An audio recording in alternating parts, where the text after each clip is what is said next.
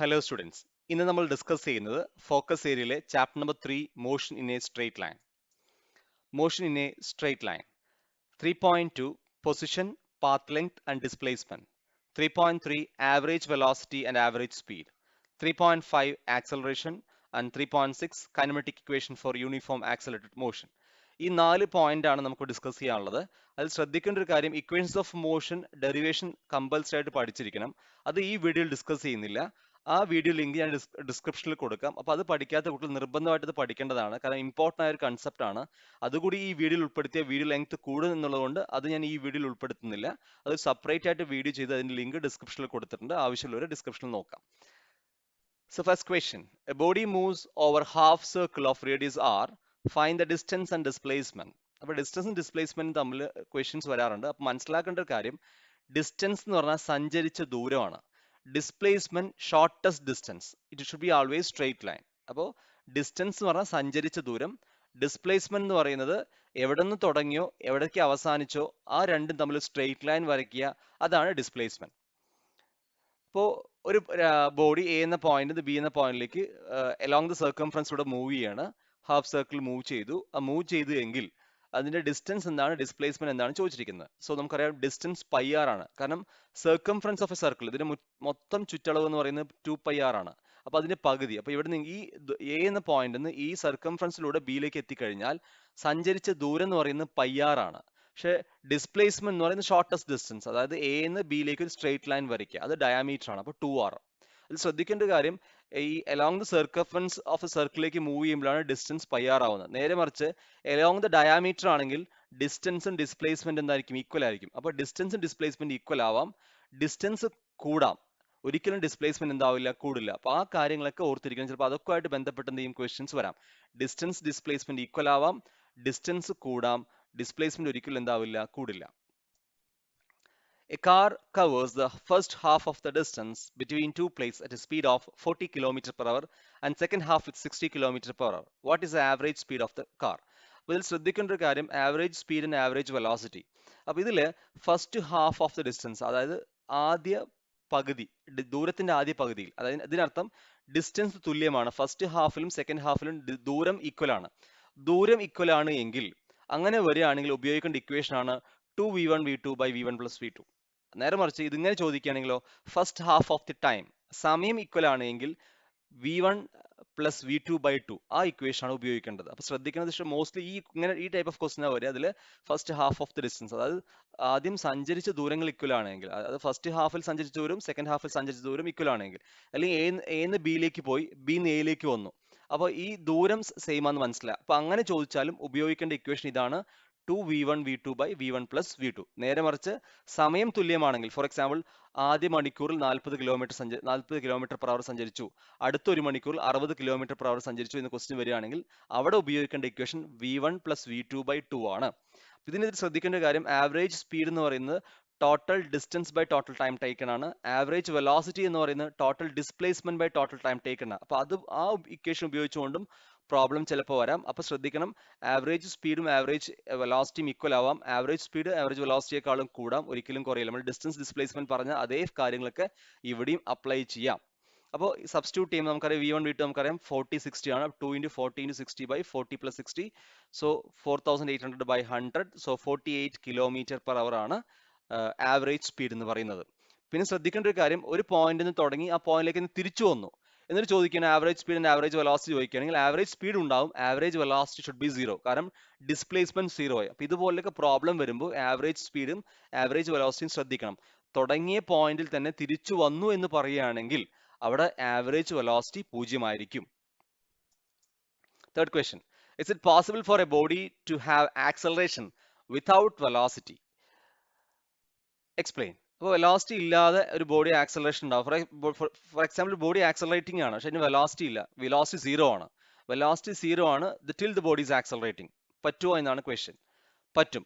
When a vertical projected body reaches its highest point, its velocity becomes 0 and acceleration is equal to gravity minus g ആണ്. അതായത് ഒരു കല്ല് നമ്മൾ മുകളിലേക്ക് എറിയാണ്, ആ കല്ല് ഏറ്റവും ടോപ്പിൽ എത്തിക്കഴിഞ്ഞാൽ അതിന്റെ വെലോസിറ്റി എന്ന് പറയുന്നത് 0 ആണ്. ബട്ട് അതിന് ഗ്രാവിറ്റി ഉണ്ട്, -g എന്ന ആക്സലറേഷൻ ഉണ്ട്. അപ്പൊ അതാണ് ഇറ്റ്സ് പോസിബിൾ ആണ് വെലോസിറ്റി 0 ആകുമ്പോഴും ആക്സലറേഷൻ നോൺ സീറോ ആവുക, അങ്ങനെയും ചോദിക്കും. അത് പോസിബിൾ ആണ് when an object reaches its maximum height. Can a body have constant speed still having varying velocity? Speed constant ആണ്, പക്ഷെ വെലോസിറ്റി മാറിക്കൊണ്ടിരിക്കും, പറ്റുമോ ഇല്ല എന്നാണ് question.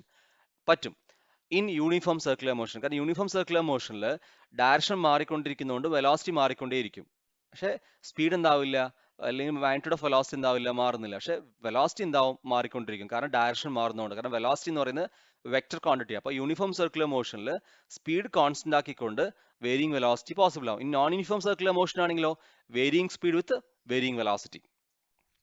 Question number 5. Two straight lines drawn on the same displacement time graph makes an angle 30 degree and 60 degree with time axis respectively as shown in figure. Which line represent greater velocity? അപ്പോൾ ഇതിൽ രണ്ട് graph ആണ് plot ചെയ്തിരിക്കുന്നത്. Displacement time graph ആണ്. അതിൽ രണ്ട് graph plot ചെയ്തിട്ടുണ്ട്. ഒയും ഒബിയും plot ചെയ്തിട്ടുണ്ട്. അതിന്റെ ആംഗിൾ മാർക്ക് ചെയ്തിട്ടുണ്ട്. 30 ഡിഗ്രി ആണ് ഒ എ മേക്ക് ചെയ്യുന്ന ആംഗിൾ, ഒ ബി എന്ന് മേക്ക് ചെയ്യുന്ന ആംഗിൾ 60 ഡിഗ്രി ആണ്. ഇതിൽ ചോദിച്ചിരിക്കുന്ന ക്വസ്റ്റ്യൻ ഏത് ഗ്രാഫാണ് വെലോസിറ്റി കൂടുതൽ എന്നാണ് ചോദിച്ചിരിക്കുന്നത്. അപ്പൊ നമുക്ക് ഓൾറെഡി അറിയാം ഡിസ്പ്ലേസ്മെന്റ് ടൈം ഗ്രാഫിൽ സ്ലോപ്പ് എടുത്തു കഴിഞ്ഞാൽ ഏറ്റവും സ്ലോപ്പ് കൂടുതൽ ഏതിനാണോ അതിനാ വെലോസിറ്റി കൂടുതൽ. അപ്പൊ നമുക്കറിയാം സ്ലോപ്പ് എന്ന് പറഞ്ഞാൽ ചരിവ്. ഒ എനേക്കാളും ചരിവ് കൂടുതൽ ഒ ബിക്കാണ് ചരിവ് കൂടുതൽ. അപ്പൊ ഒ ബിക്കാണ് വെലോസിറ്റി എന്ത് ചെയ്യുന്നത് കൂടുതൽ. നമുക്ക് ആംഗിൾ വെച്ചും പറയാം. തീറ്റ കൂടുന്തോറും എന്താവും, അവിടെ സ്ലോപ്പ് കൂടുതലാണ്, കാരണം ടാൻ തീറ്റ ആംഗിൾ കൂടുന്തോറും സ്ലോപ്പ് കൂടുതലാണ്. അപ്പൊ 60ക്കാണ് ഏറ്റവും കൂടുതൽ, അതായത് ഒ ബിക്കാണ് എന്ത് ചെയ്യുന്നത് വെലോസിറ്റി കൂടുതൽ, കാരണം slope കൂടിയതുകൊണ്ട്. The slope of the displacement time graph of uniform motion is one dimension represent the velocity of the object. Hence, the line showing greater slope in graph corresponding to greater velocity of the object. Therefore, OB represent greater velocity. ഇനി നിങ്ങൾക്ക് ഇത് ഇംഗ്ലീഷിൽ എഴുതാൻ വേണ്ടി ഞാൻ ഈ statement കറക്റ്റായി കൊടുത്ത്, ഇനി മലയാളത്തിൽ എഴുതുന്നവർ അങ്ങനെ എഴുതാം. ഒബിക്ക് ചരിവ് കൂടുതലാണ്, അതുകൊണ്ട് ഒബിയുടെ വെലോസിറ്റിയാണ് കൂടുതൽ. കാരണം ഡിസ്പ്ലേസ്മെന്റ് ടൈം ഗ്രാഫിൽ സ്ലോപ്പ് എന്ന് പറയുന്നത് വെലോസിറ്റി ആണ്. അപ്പോൾ സ്ലോപ്പ് കൂടിയതുകൊണ്ട് ഒബിക്ക് വെലോസിറ്റി കൂടുതലാണെന്ന് നമുക്ക് എന്ത് ചെയ്യാൻ പറ്റും, എഴുതാൻ പറ്റും. ഇനി ഇതിലിപ്പോൾ ratio of two velocity question ചോദിക്കണം. ഈ ക്വസ്റ്റിനിൽ ചോദിച്ചിട്ടില്ല. ഇനി find the ratio of two velocity എന്നൊരു ക്വസ്റ്റ്യൻ വരികയാണെങ്കിൽ നമുക്കറിയാം സ്ലോപ്പ് ആണ് വെലോസിറ്റി എന്ന് പറയുന്നത്. ഡിസ്പ്ലേസ്മെന്റ് ടൈം ഗ്രാഫിന് സ്ലോപ്പ് ആണ് വെലോസിറ്റി. സ്ലോപ്പ് എന്ന് പറയുമ്പോൾ ടാൻ തീറ്റ ആണ്. അപ്പോൾ VA by VB equal to tan 30 by tan 60. Tan 30 എന്ന് പറയുമ്പോൾ 1/√3 ആണ്, ടാൻ 60 √3 ആണ്. സോ 1/√3 ഇൻറ്റു 1/√3 എന്ന് പറയുമ്പോൾ 1/3 ആവും.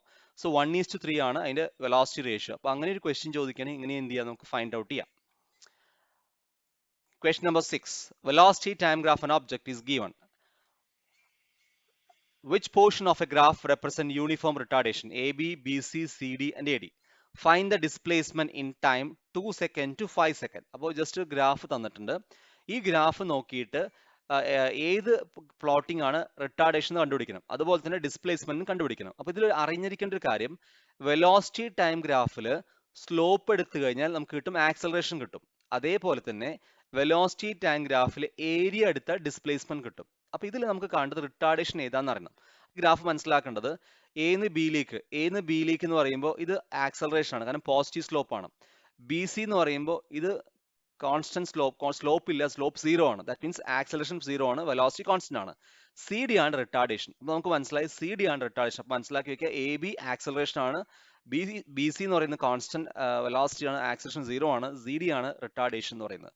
സോ 3 ആണ് option. CD is the retardation. ഇനി ഫൈൻഡ് ദ ഡിസ്പ്ലേസ്മെന്റ് കാണണം. അപ്പോൾ ഡിസ്പ്ലേസ്മെന്റ് കാണാൻ നമുക്ക് ഏരിയ അണ്ടർ എന്നാണ് BC ആണ് കാണേണ്ടത്, കാരണം 2 to 5 സെക്കൻഡ് ആണ്. അപ്പോൾ അത് മാത്രം കണ്ടാൽ മതി. നേരെ മറിച്ച് കംപ്ലീറ്റ് ഡിസ്പ്ലേസ്മെന്റ് കാണണമെങ്കിൽ മൊത്തത്തിൽ ഏരിയ കാണണം. അപ്പോൾ ഇവിടെ നമുക്ക് കാണേണ്ടത് 2 മുതൽ 5 സെക്കൻഡ് വരെ സമയം സഞ്ചരിച്ച ആ ഡിസ്പ്ലേസ്മെന്റ് കണ്ടാൽ മതി. അപ്പോൾ ആ ഏരിയ മാത്രം കണ്ടാൽ മതി. അതാണ് ആ ഏരിയ ഷെയ്ഡ് ചെയ്തിരിക്കുന്നത്. ഇനി അല്ല 0 മുതൽ 2 വരെയാണെങ്കിൽ ആ ഫസ്റ്റ് ട്രയാങ്കിൾ മാത്രം കണ്ടാൽ മതി. അപ്പോൾ ഏതാണോ പറയുന്ന ആ സമയം മാത്രത്തെ ഏരിയ എന്ത് ചെയ്യുക കാണാം. അപ്പോൾ നമുക്കറിയാം അതിന്റെ ഏരിയ എന്ന് പറയുന്നത്, റെക്ടാങ്കിൾ ഏരിയ എന്ന് പറയുന്നത് 5 - 2 3 ആണ്. അതിന്റെ ഹൈറ്റ് എന്ന് പറയുന്നത് 15 ആണ്. അപ്പോൾ 3 × 15 45 മീറ്റർ ആണ് ഏരിയ. അപ്പോൾ ഏരിയ ആണ് അതിന്റെ ഡിസ്പ്ലേസ്മെന്റ് എന്ന് പറയുന്നത്. കാരണം വെലോസിറ്റി ടൈം ഗ്രാഫിൽ ഏരിയ എടുത്താൽ നമുക്ക് എന്ത് കിട്ടും, ഡിസ്പ്ലേസ്മെന്റ് കിട്ടും. അപ്പോൾ ഇതിൽ ഈ കാര്യങ്ങൾ പഠിച്ചു വെക്കാം. Slope of displacement time graph gives velocity. അപ്പോൾ ഡിസ്പ്ലേസ്മെന്റ് ടൈം ഗ്രാഫിന്റെ സ്ലോപ്പ് എടുത്താൽ വെലോസിറ്റി കിട്ടും. അതേപോലെ തന്നെ മനസ്സിലാക്കി വെക്കാം, the slope of distance time graph gives speed. Next, the slope of velocity time graph gives acceleration. അതേപോലെ തന്നെ മനസ്സിലാക്കേണ്ടത് area under velocity time graph gives displacement. പൊതുവെ വെലോസിറ്റി ടൈം ഗ്രാഫ് എന്നാണ് കൂടുതൽ ക്വസ്റ്റ്യൻസ് വരിക. അപ്പോൾ ഈ രണ്ട് കാര്യങ്ങൾ വ്യക്തമായിട്ട് അറിഞ്ഞിരിക്കുക. വെലോസിറ്റി ടൈം ഗ്രാഫിന്റെ സ്ലോപ്പ് ആക്സലറേഷൻ ആണ്, area under velocity time graph gives displacement. And the last one, area under acceleration time graph gives velocity. Acceleration time ഗ്രാഫിന്റെ ഏരിയ എടുത്തു കഴിഞ്ഞാൽ നമുക്ക് എന്ത് കിട്ടും? വെലോസിറ്റി കിട്ടും. അപ്പോൾ ഇത്രയും കൺസെപ്റ്റുകൾ എന്ത് ചെയ്യുക? കൃത്യമായിട്ട് എന്ത് ചെയ്യുക? മനസ്സിലാക്കി വെക്കുക. And last question, a car moving along a straight highway with speed of 126 km per hour is brought to stop with a distance of 200 meters. What is the retardation of the car? And how long does it take for the car to stop? അപ്പോൾ ഇതുപോലത്തെ ക്വസ്റ്റനോ uniform acceleration free fall ഒക്കെ വരുമ്പോൾ നമുക്ക് ഉപയോഗിക്കേണ്ട equation എന്ന് പറയുന്നത് equation of motion ആണ്. അപ്പോൾ ഇവിടെ തന്നിരിക്കുന്നത് സ്പീഡ് ഇനീഷ്യൽ വെലോസിറ്റി തന്നിട്ടുണ്ട്, brought to stop final velocity ഇപ്പോൾ 0 എന്നറിയാം, ഡിസ്റ്റൻസ് തന്നിട്ടുണ്ട്, നമ്മളോട് പറഞ്ഞിരിക്കുന്നത് ഹൗ ലോങ് സമയമാണ് കാണാൻ വേണ്ടി പറഞ്ഞിരിക്കുന്നത്. And also what is retardation. അപ്പോൾ അവിടെ റിട്ടാർഡേഷൻ നമുക്ക് എന്ത് ചെയ്യണം? കാണണം. അപ്പോൾ അതിൽ നമുക്ക് തന്ന ഡാറ്റാസ് ആദ്യം എടുത്തെഴുതാം. യു 126 km/h ആണ്. km/h മീറ്റർ പെർ സെക്കൻഡിലേക്ക് മാറ്റാൻ 5/18 കൊണ്ട് മൾട്ടിപ്ലൈ ചെയ്യണം. കാരണം SI യൂണിറ്റിലേക്ക് കൺവേർട്ട് ചെയ്യണം, എല്ലാം SI യൂണിറ്റിലാണ്. അപ്പോൾ യു എന്ന് പറയുന്നത് 126 ആണ്.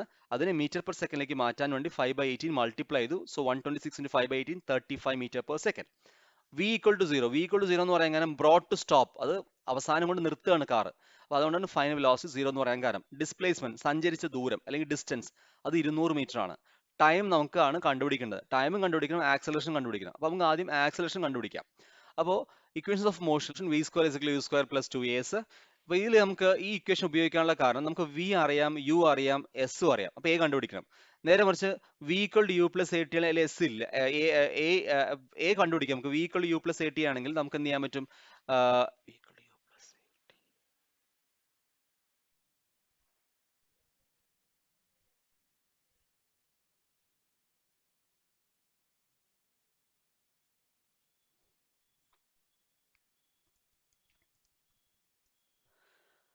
So v² = u² + 2as എന്ന ഇക്വേഷൻ ഉപയോഗിക്കാൻ കാരണം നമുക്ക് ഇനി other equation v = u + at ഉം s = ut + ½ at² ആണ്. അത് രണ്ടിലും t ഉണ്ട്.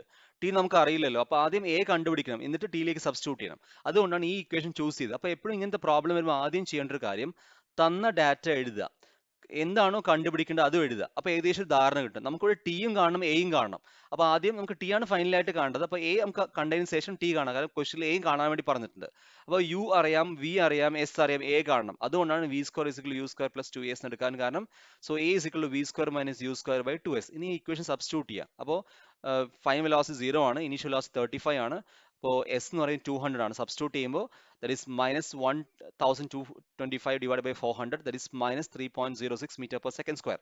അപ്പോൾ ആക്സലറേഷൻ കിട്ടി. അപ്പോൾ റിട്ടാർഡേഷൻ ആയതുകൊണ്ട് നമുക്ക് അവിടെ മൈനസ് എന്ന സൈൻ വരുന്നത്. അപ്പോൾ a is equal to -3.06 meter per second square കിട്ടി. ഇനി എളുപ്പമാണ്.